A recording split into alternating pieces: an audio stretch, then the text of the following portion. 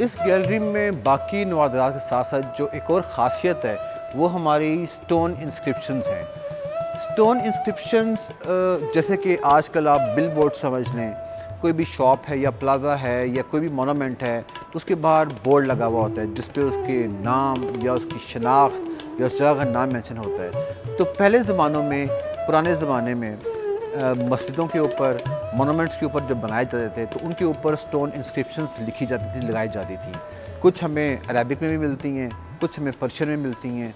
लेकिन ज़्यादातर जो हमें स्टोन इंस्क्रिप्शंस हैं वो हमें पर्शियन में मिलती हैं, क्योंकि मुग़ल दौर में हमें बेशुमार ऐसे मोनूमेंट्स नज़र आते हैं, मिलते हैं, जिनके ऊपर से ये स्टोन इंस्क्रिप्शंस लगी हुई थी और ये फर्दर वहाँ पे तबाह हो रही थी या वहाँ पे डिस्ट्रॉय हो चुकी थी। आफ्टर रेस्टोरेशन उनको फिर यहाँ पे डिफरेंट म्यूज़ियम्स में भेज दिया गया, जिसके नतीजे में आज हमारे पास बड़ी ज़बरदस्त कलेक्शन है स्टोन इंस्क्रिप्शंस की।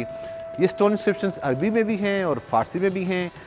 इनमें बाज़ औक़ात इनमें आयात भी लिखी होती हैं, लेकिन जो स्टोन इंस्क्रिप्शंस मोनूमेंट से उतार के लाई जाती हैं उनके ऊपर ज़्यादातर उस मोनूमेंट का नाम, उसके बनने की तारीख़, वो किस दौर में बनाई गई या किसके ज़रिए निगरानी बनी है वो बिल्डिंग, इस तरह की इंफॉर्मेशन दर्ज होती है। तो सिर्फ एक स्टोन इंस्क्रिप्शंस अगर हमें कोई मिल जाएँ तो उससे हम उस पूरे एरिए के, उस वक्त के, उस पीरियड के हालात, किस तरह का मटेरियल यूज़ किया गया, किस के दौरे हुकूमत में ये बिल्डिंग बनाई गई, किसकी ज़रिए निगरानी ये बिल्डिंग बनाई गई और उस वक्त डेट क्या थी, रूल किसका था, तो ये सब इंफॉर्मेशन जो है हम एक स्टोन इंस्क्रिप्शन के ज़रिए हासिल कर सकते हैं। नो डाउट इनको जो बनाया गया स्टोन इंस्क्रिप्शन को, वो अपनी जगह आप एक मिसाल की चीज़ है, क्योंकि मैं समझता हूँ कि पत्थर के ऊपर सिर्फ औजार इस्तेमाल करके इतनी खूबसूरती से उनको कार्व करना कि एक आपकी सिंगल रॉन्ग हिट जो है वो पूरे पत्थर को, पूरे स्टोन को, पूरे स्लैब को डिस्टर्ब कर सकती है। इतनी महारत हासिल होना कि आप एग्जैक्टली उन औजारों के साथ जो कुछ लिखना चाह रहे हैं, बेशक वो राइटिंग है, बेशक वो फ्लोरल डिज़ाइंस हैं, बेशक वो ज्योमेट्रिकल पैटर्न्स हैं, तो उनको आप पूरा कार्व करते हैं स्टोन के ऊपर। तो ये एक बिलाशुबा बड़ा यूनिक काम है। हमारे पास इस लिहाज से हज़रत मियाँ मीर के मज़ार जो कि लाहौर में मौजूद है, उसके बाद मज़ार की कुछ टाइलें मौजूद हैं, कुछ स्टोन इंस्क्रिप्शंस मौजूद हैं। हमारे पास जो चन्योट की जो मस्जिद है, शाही मस्जिद, जो कि नवाब वज़ीर ख़ान के दौर में नवाब सादउल्ला ख़ान की ज़रिए निगरानी बनाई गई और जिसमें बड़ी खूबसूरती के साथ ब्लैक मार्बल का इस्तेमाल किया गया, वहाँ की हमारे पास कुछ स्टोन इंस्क्रिप्शंस मौजूद हैं। इसके अलावा हमारे पास अकबर के दौर की स्टोन इंस्क्रिप्शन, जो कि अगर शेखुपुरा के आपने देखा हुआ हो तो शेखुपुरा के पास एक छोटा सा कस्बा है जडियाला शेर खान, तो वहाँ पे अकबर के दौर की बौली थी जिससे वो स्टोन उतरी और वो फर्दर यहाँ लाहौर म्यूज़ियम को भेजी गई, जो आप हमने डिस्प्ले पे अपनी लगाई हुई है। इसके अलावा आप लोग देख सकते हैं कि बड़ी तादाद हमारे पास म्यूज़िकल इंस्ट्रूमेंट्स की है। इस्लामिक गैलरी में म्यूज़िकल इंस्ट्रूमेंट्स होना शायद कुछ लोगों के लिए मायूब हो, लेकिन अगर हम जब देखते हैं कि मुस्लिम्स का क्या किरदार रहा है म्यूज़िकल इंस्ट्रूमेंट्स में, तो हम यकीनन इस चीज़ से इनकार नहीं कर सकते कि मुसलमानों का बिलाशुबा बहुत ज़्यादा किरदार रहा है, ना सिर्फ म्यूज़िकल इंस्ट्रूमेंट्स बनाने में बल्कि मुख्तलिफ़ धुनें इंट्रोड्यूस करवाने में। अमीर खुसरो का नाम अगर मैं इस वक्त ना लूँ तो ये बिल्कुल गलत बात होगी, क्योंकि अमीर खुसरो वो शख्सियत थे जिनकी वजह से या जिन्होंने बहुत सारी ट्रेंड्स म्यूज़िक में यहाँ पे बरसगीर में इंट्रोड्यूस करवाए। कहा जाता है कव्वाली, गज़ल, ठुमरी, इसके अगर आप म्यूज़िकल इंस्ट्रूमेंट में चले जाएँ तो आप बांसुरी, तबला, एक तारा, यक तारा, दो तारा, ये कुछ इंस्ट्रूमेंट्स हैं जो कि अमीर खुसरो ने इस जगह पे इंट्रोड्यूस करवाए। तो नो डाउट मुसलमानों का एक बहुत बड़ा कंट्रीब्यूशन जो है वो म्यूज़िकल इंस्ट्रूमेंट्स की तरफ भी है। इस्लामिक आर्ट्स एंड क्राफ्ट में अगर वुड वर्क का नाम ना लिया जाए, लकड़ी के काम का जिक्र ना किया जाए, तो ये भी एक ज़्यादती होगी, क्योंकि पाकिस्तान के ख़ित्ते में जो इस्लामी जमहूरिया पाकिस्तान है उसमें वुड वर्क की अहमियत हमेशा से रही है। इसकी बड़ी वजह यह है कि पंजाब में जो लकड़ी की जो फरावानी है, बहुतात है, वो हमेशा अवेलेबल रही है। शीशम की लकड़ी, देयार की लकड़ी और कई ऐसी टाली जिसे हम बोलते हैं आम रवायती ज़ुबान में। तो ये चूँकि लकड़ी बनावट के हिसाब से भी, मजबूती के हिसाब से भी पायदार समझी जाती है, उस पे उसके ऊपर कार्व करना, काम करना आसान होता है। इसलिए पंजाब का जो वुड वर्क है वो आपको जा बजा नज़र आएगा। लाहौर का बना वुड वर्क, चन्योट का, भेरा का, ये बड़े इंपॉर्टेंट सेंटर्स रहे हैं वुड वर्क के। तो इसी तरह इस्लामिक गैलरी में हम लोगों ने जो वुड वर्क यहाँ पे मेंशन किया है, इसमें आपको किसी वुड वर्क में आपको आइवरी इनले नज़र आएगा, क्योंकि पहले जो है मुग़ल दौर में ख़ास तौर पे हाथी दांत को इनले किया जाता था, वुड के अंदर एम्बेड किया जाता था, कार्व करके फिर उसके अंदर हाथी दांत को पीसेस काट के उसको एम्बेड किया जाता था। वो बड़ा यूनिक काम था जो कि हमें मुग़ल्स के बाद सिख दौर तक काफ़ी हद तक नज़र आता है। लेकिन वक्त के साथ साथ जैसे जैसे आइवरी की अवेलेबिलिटी ना रही, मेटेरियल बहुत ज़्यादा एक्सपेंसिव है, महंगा हो गया, तो फिर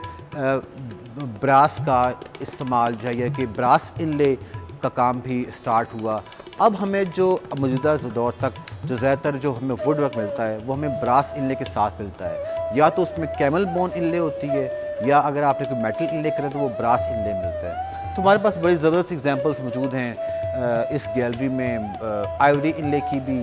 ब्रास इनले की भी, जो कि आप देख सकते हैं किस तरह बड़ी माइन्यूट लेवल पे जाके ब्रास की कटिंग उसको इनले किया गया है, फ्लोरल डिज़ाइंस बनाए गए हैं, ज्योमेट्रिकल पैटर्न्स बनाए गए हैं। तो ये इस लिहाज से इस गैलरी का वुड वर्क जो है बड़ा यूनिक है। साथ साथ आप देख सकते हैं हमारे पास एक बहुत बड़ी तादाद है कारपेट्स की, कालीनों की। ये ख़ास तौर पे अगर आप लेटर मुग़ल पीरियड का कहें तो ये गलत नहीं होगा। इन कालीनों में आप एक वाज़िया एक असरात देख सकते हैं जो कि ईरानी और सेंट्रल एशिया की तहज़ीब के असरात देख सकते हैं। उसकी वजह यही है कि मुग़ल्स चूँकि वो सेंट्रल एशिया से ताल्लुक़ रखते थे, इसलिए जितना भी आर्ट्स एंड क्राफ्ट मुग़ल दौर में डेवलप हुआ है उसमें आपको एक वाज़िया असरात नज़र आते हैं सेंट्रल एशियन इन्फ्लुएंस के और पर्शियन इन्फ्लुएंस के। ये ना सिर्फ बर्तनों में, ना सिर्फ मेटल वेयर में, ना सिर्फ पेंटिंग्स में, आपको हर मुग़ल दौर की जो आर्ट्स एंड क्राफ्ट है उसमें आपको एक वाज़िया तौर पे पर्शियन इन्फ्लुएंस नज़र आएगा। यही हालत हमारी कारपेट्स की है कि इन कारपेट्स में जो फ्लोरल डिज़ाइंस हैं, जो कलर इस्तेमाल किए गए, जो थीम्स बनाए गए, वो उनमें एक आपको वाज़िया एक पर्शियन कारपेट्स का या सेंट्रल एशियन कारपेट्स के आपको इन्फ्लुएंस नज़र आएगा। हमारे पास बहुत बड़ा शाहजहाँ के दौर का कालीन है। लाहौर जिस तरह वुड वर्क के लिए फ़ेमस रहा है शुरू से मुग़ल दौर से, इसी तरह कारपेट वीविंग में, कारपेट मेकिंग में भी लाहौर का बड़ा नाम रहा है। तो हमारे पास कारपेट्स में शाहजहाँ के पीरियड का बहुत बड़ा जो कालीन है वो हमें बना हुआ रखा हुआ नज़र आता है इस गैलरी में, जो कि विजिटर्स के लिए बड़ा अलार्मिंग है।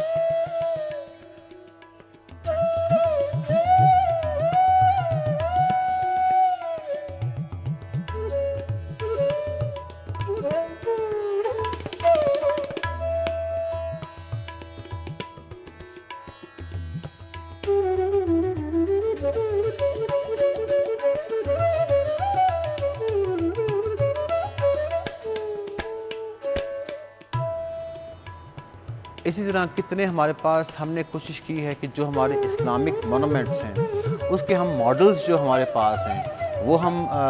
इस गैलरी में डिस्प्ले करें। हमारे पास बादशाह मॉस्क का बड़ा ज़बरदस्त मॉडल है। एक इंडिया की एक मस्जिद है कपूरथला, कपूरथला के अंदर एक मस्जिद है, उसका मॉडल हमारे पास मौजूद है। हमारे पास ताजमहल का मॉडल मौजूद है। हमारे पास इल्लामा इकबाल के टॉम का मॉडल मौजूद है। तो इस तरह हमने कोशिश की कि इस गैलरी में डिफरेंट इस्लामिक मोनूमेंट्स, चाहे वो मस्जिद है या मज़ार है, उनके हम मॉडल्स बना के रखें ताकि जो आने वाले सयाह हैं, विजिटर्स हैं, वो इस्लामिक आर्किटेक्चर से भरपूर जो है वो उसको देख सकें और इन्जॉय कर सकें।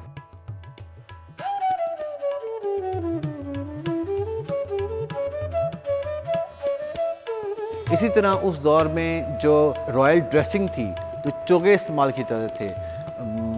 बाय रॉयल्स, उमरा, रईस लोग जो इस्तेमाल करते थे। और उन चोगों के ऊपर एक ख़ास किस्म की एम्ब्रॉयडरी, तिल्लाकारी होती थी, जो कि अपनी बनावट के हवाले से, अपनी वीविंग टेक्निक के हवाले से एक ख़ास अहमियत की हामिल है। हमारे पास इस्लामिक गैलरी में एक बड़ी ज़बरदस्त कलेक्शन मौजूद है रॉयल रॉब्स की, जिनको हम शाही चोगे बोलते हैं। शाही चोगे इसलिए बोलते हैं क्योंकि इस तरह के जो लिबास हैं वो ज़्यादातर शाही दरबार में पहने जाते थे। जब कोई ख़ास मेहमान आता था, जब फिर किसी ख़ास बादशाह की आमद होती थी, या जब ख़ास दरबार लगा करता था। तो इसके अलावा इन्हीं चोगों के ऊपर जो हमें तिल्लाकारी का नज़र आती है, जो हमें वीविंग नज़र आती है, जिस खूबसूरती के साथ वो वीविंग की गई है, और अभी भी हम ये नहीं कह सकते कि ये काम मतरूक हो चुका है। हमारे जो लेटेस्ट आप देख रहे हैं, जो डिज़ाइनर्स हैं, जो टेक्सटाइल डिज़ाइनर्स हैं, जो बड़ी बड़ी कंपनीज़ हैं, उनके जो आर्टिसंस हैं या फिर जो डिज़ाइंस बनाते हैं, वो स्टिल आके इन कपड़ों को देखते हैं, इनसे आइडियाज़ लेते हैं, इनसे नए नए आइडियाज़ जनरेट करते हैं और फिर उनको रेप्लिकेट करते हैं अपनी जो मॉडर्न टेक्सटाइल डिज़ाइनिंग कर रहे हैं वो। ये जो डिज़ाइंस हैं, ये किसी न किसी शेप में, किसी न किसी सूरत में आपको अभी भी जो मॉडर्न कपड़े हम लोग इस्तेमाल करते हैं, उनमें भी आपको इनकी इनिशियल फॉर्म या इनकी मॉडर्न फॉर्म आपको ज़रूर नज़र आएगी।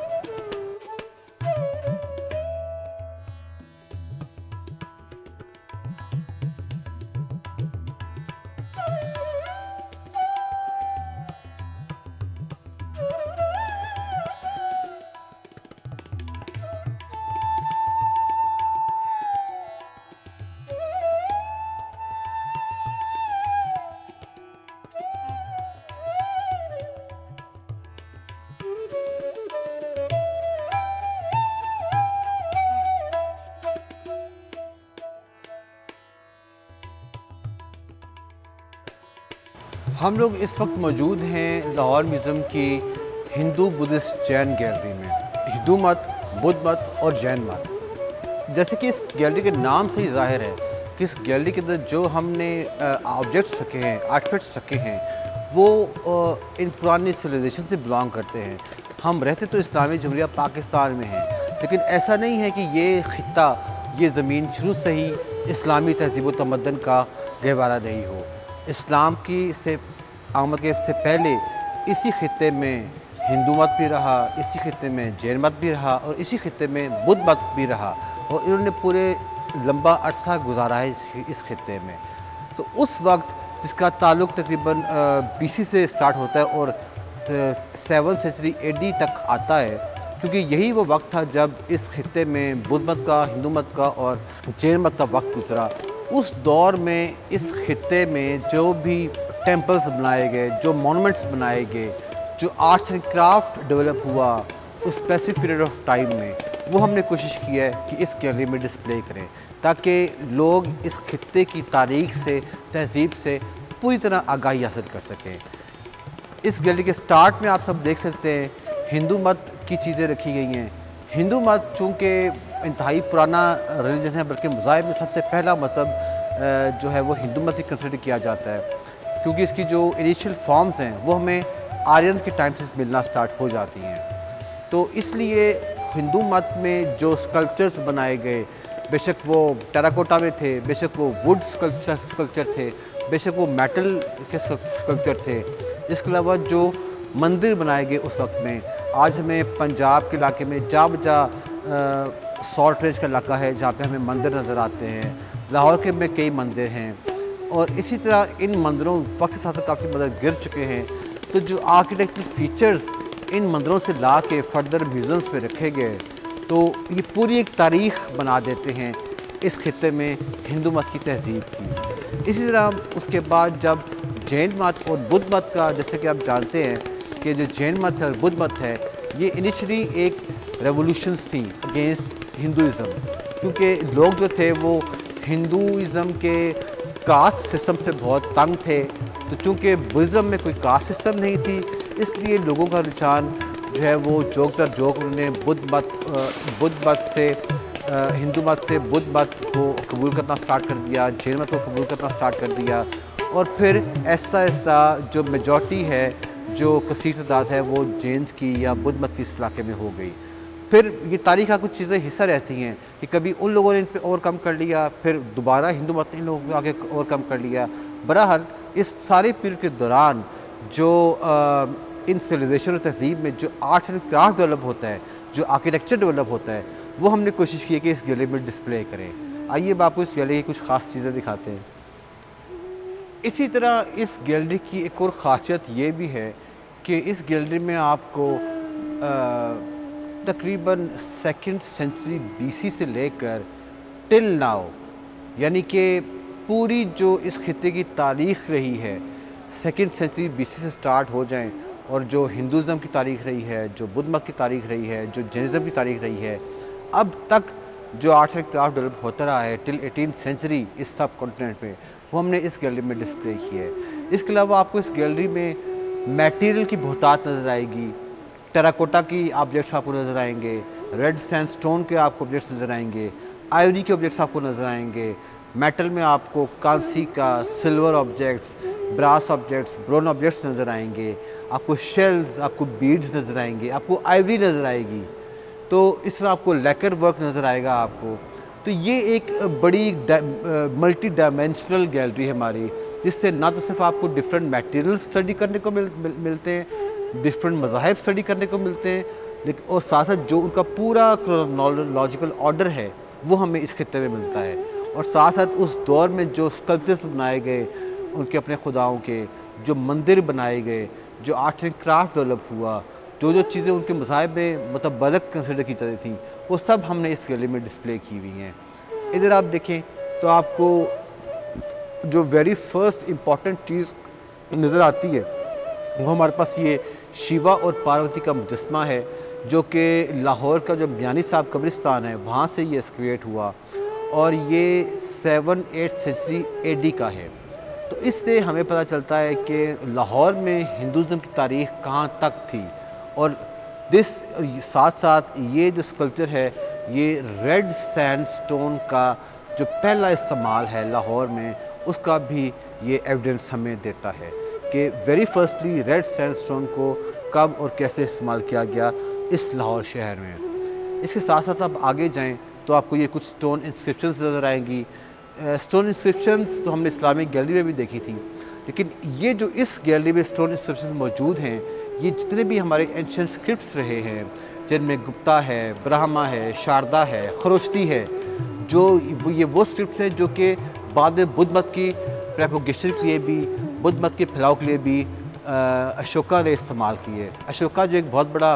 रूलर कंसिडर किया जाता है इंडियन सब कॉन्टिनेंट की हिस्ट्री में, उस दौर में चूँकि उसने बुद्ध मत के फैलाव के लिए, बुद्ध मत के प्रोपेगेशन के लिए बहुत ज़्यादा काम किया, तो उसने अपने दौर में इस तरह की स्टोन इंस्क्रिप्शंस के ऊपर बुद्ध मत की तालीमात लिखवा कर रास्तों में रखवा दी, दूर दराज इलाकों में भिजवा दी, ताकि जो बाहर से आने वाले लोग हैं, जो मुसाफिर हैं, जो दूसरे खित्ते से इस खित्ते में आए हैं, उनको इस इलाके का मज़हब, उसकी तालीमात और सब कुछ का अंदाज़ा हो सके। तो इस तरह की स्टोन इंस्क्रिप्शंस आपको पूरे सब कॉन्टिनेंट में नज़र आएंगी। पाकिस्तान में बेशुमार जगह पे हैं, टेक्सला के इलाके में, शहबाजगढ़ी के इलाके में, आपको खरोष्टी में, ब्राह्मी में, गुप्ता में, शारदा में बहुत सारी स्टोन इंस्क्रिप्शंस आपको नज़र आएंगी। All along the Indus river, अगर आप शुरू स्कर्दू के एरिया से स्टार्ट हो जाएँ तो आपको पूरे दरिया सिंध के किनारे आपको इस तरह के स्टोन इंस्क्रिप्शंस नज़र आती हैं, जो कि एक पूरे इस खित्ते के और कश्मीर के खित्ते के साथ लिंकेज को भी शो करती हैं। तो इस तरह की जो स्टोन इंस्क्रिप्शंस हैं वो पहले दौर में रास्तों में रखवा दी जाती थी, शहरों के स्टार्ट में रखवा दी जाती थी, ताकि वो उस वक्त के एरिया का रूलर का नाम, उस रूलर के क्या अहकामात हैं, उसके डिफरेंट एक्टिविटीज़ क्या हैं, उन सारों की इन्फॉर्मेशन जो है वो बाहर से आने वाले को हासिल हो सके। चूँकि ये पत्थर था, उसने ड्यूरेबल होता है पत्थर, तो ये फॉर द लॉन्ग टाइम ये अपनी जगहों में पड़े रहते थे, और अभी तक ये 3000 साल गुजरने के बाद भी इनकी बनावट में या इनकी राइटिंग में कोई फ़र्क नहीं पड़ा, और अभी भी ये रीडेबल हैं। तो इसलिए इन पत्थरों को इस्तेमाल किया गया बड़ी खूबसूरती के साथ इन्फॉर्मेशन के फैलाव के लिए, इन्फॉर्मेशन को दूसरे इंसान तक पहुँचाने के लिए। इसी तरह हमारे पास इस गैलरी में अशोका, जो मैं दोबारा जिक्र करूँगा, जो कि इंडियन हिस्ट्री में बहुत बड़ा रूलर था, और उसका साइन था ये लॉयन कैपिटल हम इसे बोलते हैं। इसमें मेंशन ही ये है कि ये चार शेर जो हैं वो चार डिफरेंट डायरेक्शंस की तरफ देख रहे हैं। इसका मकसद ही ये है कि ये एक तो लायन जो है वो हुक्मरान की ब्रेवरी को शो करता है, बहादुरी को शो करता है। सेकेंडली चूँकि वो चारों तरफ देख रहा है, इसका मतलब है कि हुक्मरान की नज़र अपनी रियासत के चारों तरफ है। इसी तरह इस लायन कैपिटल के ऊपर जो आप ये सर्कल देख रहे हैं धर्मा चक्रा, यही सर्कल आपको अभी तक इंडियन जो फ्लैग है, जो भारत मुल्क का जो झंडा है, उसके ऊपर भी आपको यही धर्मा चक्र नज़र आएगा। इसके साथ साथ जो हमारे सॉल्ट रेंज के खित्ते में जो मंदिर रहे हैं जिनका ताल्लुक 7वीं 8वीं सदी ईस्वी से है, उनसे हमने काफ़ी आर्किटेक्चरल मटेरियल इकट्ठा की है जो कि हमें उस एरिए की या पाकिस्तान के एरिए की पूरी हिंदुज़म की तारीख़ का बताते हैं कि कैसा आर्किटेक्चर यहाँ पे डेवलप हुआ, टेम्पल्स किस तरह बनाए गए, फर्दर इस मैटर को यहाँ पे लाया कैसे गया, और कौन से ज्योमेट्रिकल पैटर्न्स या फ्लोरल डिज़ाइंस या कौन सी टेक्निक्स इस्तेमाल की गई स्कल्पचर मेकिंग में। तो ये हमारा जो हिंदू बुद्धिस्ट जैन गैलरी है, ये इस्लाम की आमद से पहले जिस इस खित्ते की इतनी बड़ी तारीख़ रही है,